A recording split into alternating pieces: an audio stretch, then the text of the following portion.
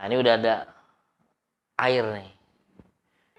Ada sebotol air. Nah, ini caranya nih, Bang Anto mau bagi tips yang sederhana tapi insya Allah bermanfaat nih untuk menonton Mata Batin, pemirsa Mata Batin yang setia. Cara mengecek rumah kita kalau memang seandainya ada gangguan ya. Biasanya yang tadi Bang Anto bilang di kamar atau di ruangan.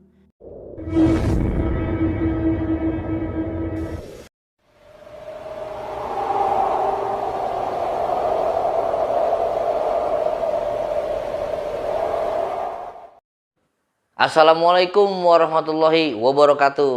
Kembali lagi bersama Mata Batin Official.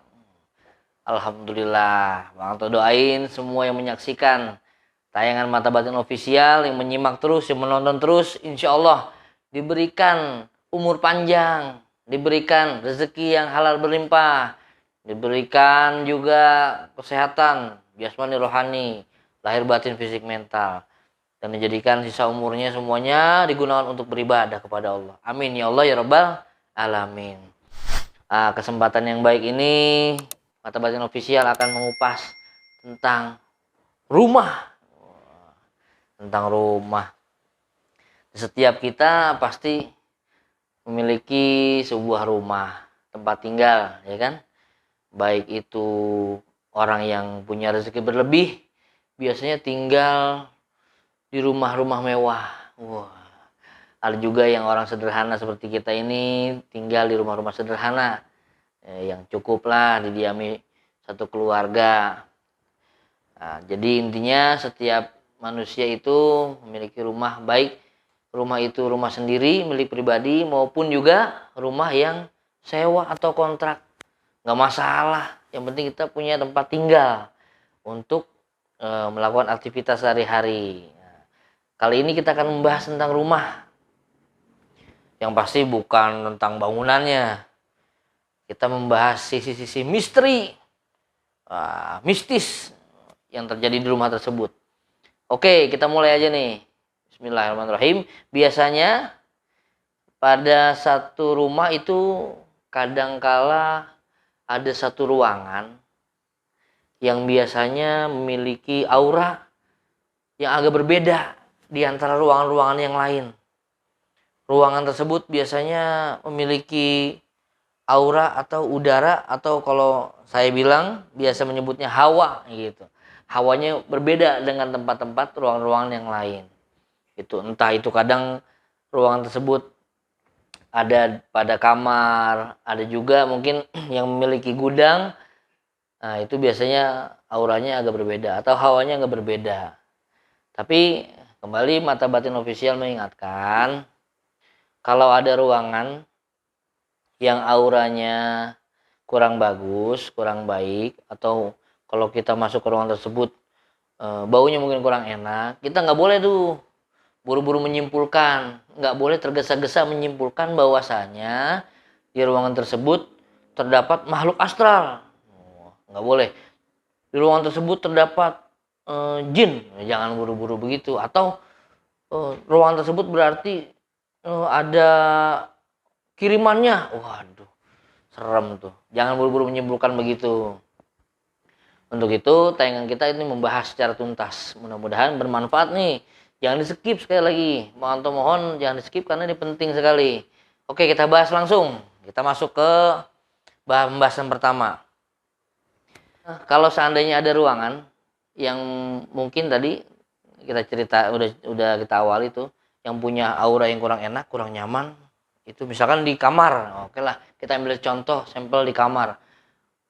Bang Anto, saya punya kamar itu, saya kalau masuk kamar tersebut itu auranya berbeda, Bang. Baunya agak kurang enak, kurang nyaman. Kalau masuk itu ke ruangan itu, kepala saya sepertinya pusing. Jangan buru-buru tadi menyimpulkan seperti itu. Pertama kita lihat dulu nih. Yang pertama itu sirkulasi udaranya dulu. Nah, kita lihat secara kasat mata nih sirkulasi udaranya di ruangan tersebut atau di kamar yang kita tadi bilang gak enak. Gimana sirkulasi udaranya? Perputaran udaranya. Ada nggak ventilasinya? Jendela-jendela, maksudnya ventilasi itu jendela ya. tempat keluar masuk udara itu berganti gitu kan, ventilasi. Gimana tuh, ada nggak tuh ruangan tersebut ventilasinya? Oh, ventilasinya ada Bang Anto. Nah, kalau udah ada ventilasinya, kita kedua, pencahayaannya gimana? Satu ruangan itu kalau seandainya pencahayaannya bagus, itu nggak kelihatan serem, pasti nyaman-nyaman aja, ya kan? Ventilasi dan pencahayaan. Bang Anto, rumah saya ventilasinya ada, sirkulasi udaranya bagus, ruangan tersebut, tapi kok auranya masih panas Bang. Ini perlu kita pelajarin lagi, perlu kita teliti lagi. Atau yang kedua, ruangan tersebut nggak ada ventilasi, sirkulasinya memang nggak ada jendelanya, tapi ruangan tersebut sudah menggunakan pendingin ruangan, semacam air conditioner, AC atau kipas angin, gitu kan. Nah, biasanya kalau udah pakai kipas angin atau AC itu biasanya ruangan tersebut sejuk, enak, nyaman.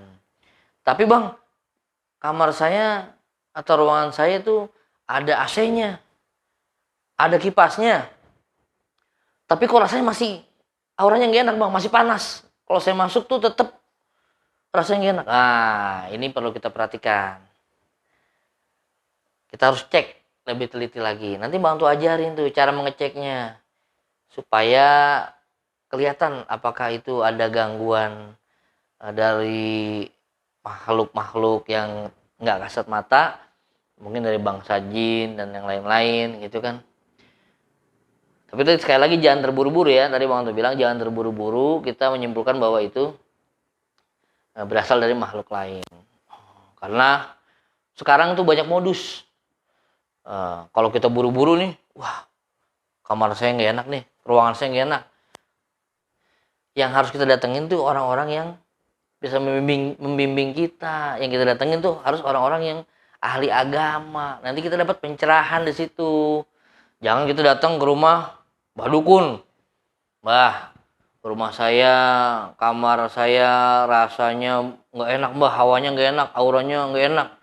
Wah, si Mbah belum ngelihat rumah kita, belum ngelihat langsung kamar yang kita maksud, langsung bilang, oh rumah kamu itu ada penunggunya. Waduh, rumah kamu itu ada jinnya. Rumah kamu ada kirimannya. Waduh, kiriman. Paket Mbah, kiriman. Ya, kiriman paket apa kiriman apa nih Mbah? Gitu, jangan buru-buru tuh. Nanti kita di bego-begoin, dibodoh-bodohin. Kalau kita mau ngecek, pakai cara kita sendiri. Makanya belajar ilmu agama. Jadi rumah kita tuh bisa, kalau seandainya ada aura begitu, aura kurang enak, kita bisa mengeceknya. Jadi jangan mudah kita datang ke rumah orang pinter, nanti dikasih tahu sesuatu yang ini langsung kita telan bulat-bulat, jangan, nggak boleh ya. Lanjut lagi. Nah, ini udah ada air nih, ada sebotol air. Nah, ini caranya nih, Bang Anto mau bagi tips yang sederhana tapi insya Allah bermanfaat nih untuk penonton Mata Batin, pemirsa Mata Batin official yang setia. Cara mengecek rumah kita kalau memang seandainya ada gangguannya.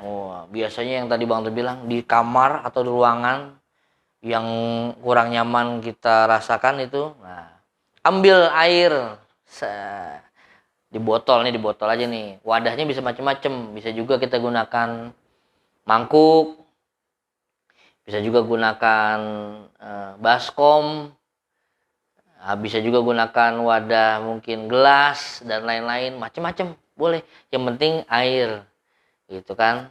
Media utamanya air. Kenapa air? Karena air ini sumber kehidupan. Air ini, sahabat Mata Batin yang dirahmati Allah, kalau air ini didoakan yang baik-baik, dia akan membentuk molekul-molekul kristal yang indah, molekul-molekul kristal yang indah. Tapi kalau air ini dibacakan sesuatu yang buruk, diucapkan hal-hal yang buruk, dia akan membentuk molekul yang enggak beraturan, yang kurang indah. Kok bisa tahu Bang Anto? Nah, ada ilmuwan dari Jepang, namanya Bapak Masaru Emoto. Nah, beliau ini sudah meneliti ribuan sampel air. Beliau meneliti nggak sembarang meneliti, bukan sehari 2 hari, tahunan, puluhan tahun. Beliau ambil sumber mata air, ya kan? Beliau ucapkan hal-hal baik di air tersebut. Yang satu dipisahkan. Beliau ambil lagi air satu lagi.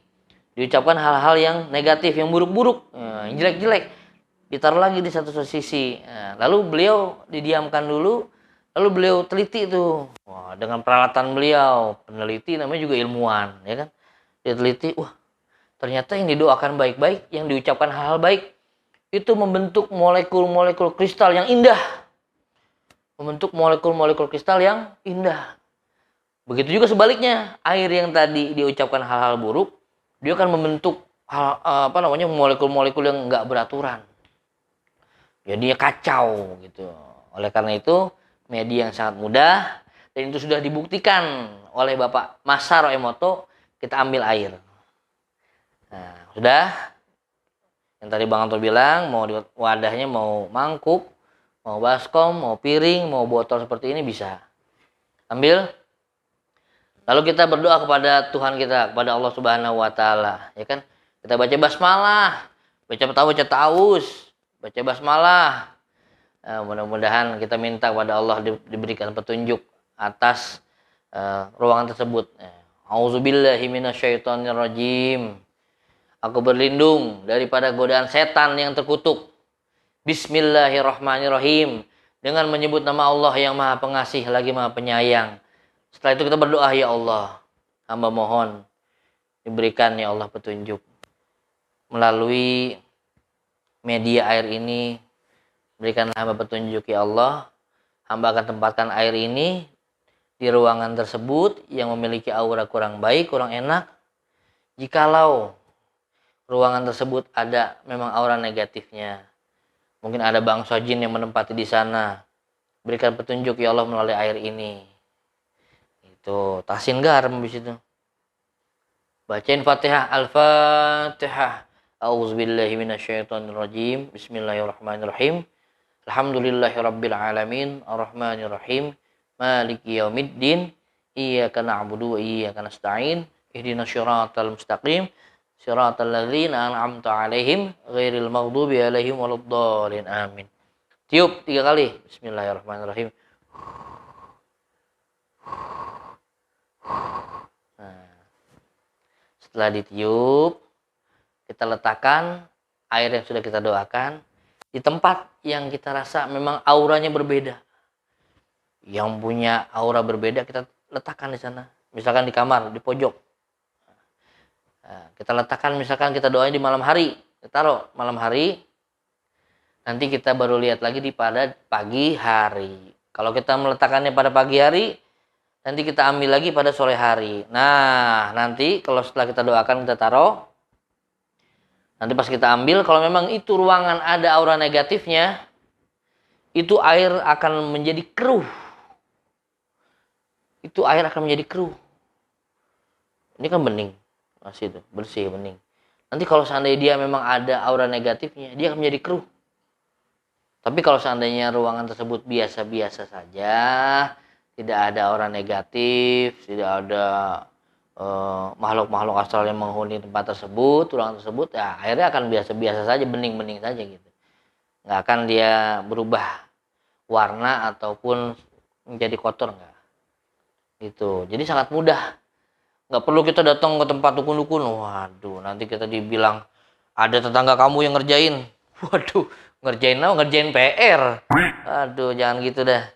Ya kan nanti ada bilang saudara kamu nih yang ngerjain ruangan kamu jadi nggak enak hawanya, nggak enak auranya. Jadi saudara kita jadi diadu domba.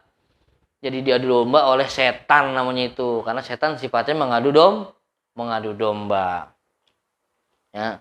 Jadi itu cara mengecek rumah kita yang mempunyai aura kurang bagus, ya kan? Lalu kita juga selain ini kita harus punya dasar ilmu agama. Jadi kalau kita punya yang tadi ruangan tersebut kurang enak, kita harus punya ilmu agama dasar supaya kita nggak masuk ke dalam lembah syirik, kemusyrikan. Kenapa syirik, kenapa musyrik? Karena kalau kita datang ke orang-orang yang ahli spiritual, tapi nanti mengarahkannya kepada fitnah-fitnah, tetangga kita yang ngirimin, tetangga kita yang ngerjain, saudara kita yang ngirimin, saudara kita ngerjain, jadi fitnah, jadi nanti kita jadi ribut. Itu namanya syirik juga, musyrik, itu bahaya itu. Percaya kepada orang yang nggak bertanggung jawab, bahaya. Kalau rumah mau nyaman, mau tenang, setiap ruangan yang ada di rumah kita itu sama nyamannya. Orang tuh punya tips untuk membuat seluruh ruangan yang ada di rumah kita terasa sama nyamannya, terasa sama enaknya, terasa di mana-mana semuanya sama lah nyaman. Yang pertama, mudah sebetulnya. Rumah kita harus sering dibersihkan, disapu, dipel, dibersihkan. Kalau ada hordeng-hordeng yang kotor, ganti. Taplak meja yang kotor, cuci, gitu kan. Terus dikasih pengharum ruangan, setiap ruangan. Dan juga paling penting dikasih pencahayaan yang sama terangnya. Ada di kamar, di ruang tamu, di dapur, di kamar mandi, atau ada gudang, di gudang juga harus terang. Itu, jadi pencahayaannya rata, normal, jadi enak. Yang kedua, setelah dibersihkan, rumah itu harus digunakan untuk beribadah sehari-hari. Nah, misalkan kita pulang kerja, bagi yang kerja di kantor, pulang kerja itu sudah masuk waktu isya. Nah, digunakan sholat isya di rumah, dikerjakan sholat isya di rumah. Ya kan, setelah sholat kita jangan buru-buru bangun, kita membaca Al-Quran dulu, tadarus dulu 1-2 ayat, kita zikir, ya, kita berdoa, minta berdoa kepada Allah, ya Allah, jadikanlah rumah saya ini menjadi penuh keberkahan, ya kan, baiti jannati, gitu, rumahku surgaku, berdoa sama Allah. Insya Allah Allah turunkan untuk keberkahan di situ. Nyaman rumah kita, enak, betah kita di rumah, ya kan. Yang ketiga, kalau kita ada rezeki lebih, kita undang nih anak yatim. Kita undang anak yatim, kita ajak makan bersama di rumah kita. Apa yang kita makan, apa yang dia makan, berikan yang layak. Nah, setelah makan, senang hatinya, kalau kita ada rezeki lebih, kita amplopin dia. Kita minta doanya kepada anak yatim. Minta doanya, mudah-mudahan kita diberi keberkahan. Ya kan? Doa anak yatim tuh makbul lah, dijabah oleh Allah pasti. Ya, jadi kalau rumah kita sering-sering ibadah, ngundang yatim, wah, timbul keberkahan di situ. Nyaman semua rumah kita. Nah, nanti kalau sudah begitu, timbul segala kemudahan di rumah kita. Apabila kita punya masalah dari rumah kita, semua penghuni di rumah kita diberikan kemudahan, dikasih ke jalan keluar oleh Allah. Apabila kita punya hutang, karena kita sering undang yatim, sering dijadikan ibadah di rumah kita, dimudahkan kita untuk bayar hutang. Kalau kita belum punya anak, yang di rumah tangga nih, yang belum punya anak, sering-sering undang anak yatim ke rumah, insya Allah jadi punya anak, jadi punya keturunan. Dan yang udah punya anak, yang udah punya keturunan, kalau sering ibadah rumahnya, sering undang anak yatim, insya Allah anaknya menjadi anak soleh, soleha. Wah, nikmat banget kan? Lalu yang terakhir nih, ini pengalaman aja nih, pengalaman Bang Anto. Bang Anto ngerasain rumah orang tua kita dulu tuh, rumah orang tua Bang Anto, itu dulu sederhana banget ya. Sederhana, tapi kok rasanya nyaman banget. Padahal dulu rumah orang tua Bang Anto tuh dari kayu. Ya lantainya aja nggak seperti ini. Dulu lantainya masih lantai keramik yang warna merah, yang biru, yang kecil-kecil. Tapi nyaman gitu. Bahkan kita kalau mau mandi itu kadang ada yang harus nimba dulu, ada yang harus pompa gitu, biar supaya ada air. Nggak saya sekarang tinggal pencet otomatis langsung keluar air. Dulu kita pompa dulu tuh, nimba dulu. Tapi rumah orang tua kita walaupun sederhana tapi terasa nyaman. Karena apa? Karena banyaknya keberkahan, turunnya keberkahan di rumah orang tua kita. Gitu. Rumah mewah atau tidak menjamin suatu keberkahan. Tapi rumah yang mewah maupun rumah sederhana, kalau ada keberkahan itu akan terasa nyaman ditinggali, ditempati, dan segala urusan akan mudah. Insya Allah berkah tuh. Penutup dari Bang Anto dan Mata Batin Official. Yang memiliki rumah, baik rumah pribadi, rumah sendiri, maupun rumah sewa atau kontrak, ya kan, bersyukur atas yang kita miliki pada sekarang, baik yang pribadi maupun yang kontrak, bersyukur, ya kan, karena Allah berfirman, A'udzubillahi minasyaitonirrajim, Bismillahirrahmanirrahim, la in syakartum la azidanakum wa la in kafartum inna azabi lasyadid. Kata Allah, barang siapa hamba-hambaku yang bersyukur atas nikmat yang aku berikan, maka nikmatnya akan aku tambah lagi berkali-kali lipat. Namun barang siapa yang kufur atas nikmat yang aku berikan, kata Allah, azabku sangat pedih. Nauzubillahi min zalik. Bagi rumah yang memang ada merasakan gangguan-gangguan aura-aura yang kurang baik, yang nggak enak tadi Bang Anto bahas itu, nggak perlu takut jikalau memang rumah tersebut yang tadi sudah dicek bahwa saya benar ada di air itu menjadi keruh, berarti itu memang ada gangguan dari makhluk-makhluk lain. Nah, itu bagaimana cara menanganinya? Yang dibuat ibadah, kita baca ayat kursi ya sesering mungkin di rumah kita, ba'da maghrib, ba'da isya, ba'da subuh, kita mohon kepada Allah, ya Allah, rumah hamba terdapat satu ruangan yang kurang baik, maka hamba mohon ya Allah supaya engkau mengangkat gangguan tersebut, mengambil gangguan tersebut dan menggantikannya dengan kebaikan. Baca tuh ayat kursi yang banyak, baca Yasin, buat ibadah. Buat ibadah aja ruangan tersebut. Semakin gak enak ruangan tersebut, semakin kita gunakan buat ibadah. Insya Allah mudah-mudahan ruangan tersebut akan kembali menjadi normal. Atau jikalau memang masih begitu juga, nah datangnya tuh ustadz atau ulama atau kiai yang bisa kita percaya keilmuannya, nanti dibantu doa oleh ulama tersebut, oleh kiai tersebut atau ustadz atau yang ahli agama tersebut. Mudah-mudahan ruangan tersebut bisa menjadi normal kembali, nggak hilang lah tuh aura-aura negatifnya gitu ya. Terima kasih yang sudah menyaksikan tayangan Mata Batin Official kali ini. Bang Anto dan segenap tim Mata Batin Official mengucapkan permohonan maaf dan minta dibukakan pintu maaf yang seluas-luasnya apabila ada ucapan yang salah, ada tingkah laku yang kurang enak dipandang mata, karena manusia tempatnya salah dan lupa, dan kesempurnaan hanya milik Allah. Untuk itu kita tutup dengan sholawat. Mudah-mudahan dengan sholawat kita bisa mendapatkan syafaat dari baginda Nabi kita Muhammad sallallahu alaihi wasallam. Allahumma shalli wa sallim wa barik alaihi wa alihi. Salatu minallah wa alfa salam ala al-Mustafa Ahmad syarifil maqam. Salatu minallah wa alfa salam ala al-Mustafa Ahmad syarifil maqam.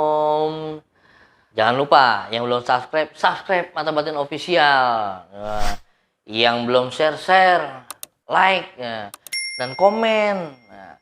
Komen yang manis, yang pahit, Mata Batin Official terima, ya kan? Masukan, kritik, saran semuanya Mata Batin Official terima. Dan mungkin yang tadi udah menyimak Mata Batin Official tayangan kali ini tentang rumah, mungkin ada mau curhat segala macam, boleh tuh di kolom komentar. Ketika tulis saya di kolom komentar, insya Allah nanti Mata Batin Official akan menanggapinya gitu kan. Ya, pokoknya Mata Batin Official siap menerima komentar apapun yang membangun gitu ya. Kurang lebihnya mohon maaf. Tayangan kali ini insya Allah bermanfaat untuk semua yang menyaksikan dan mendapatkan berkah dari Allah Subhanahu wa taala.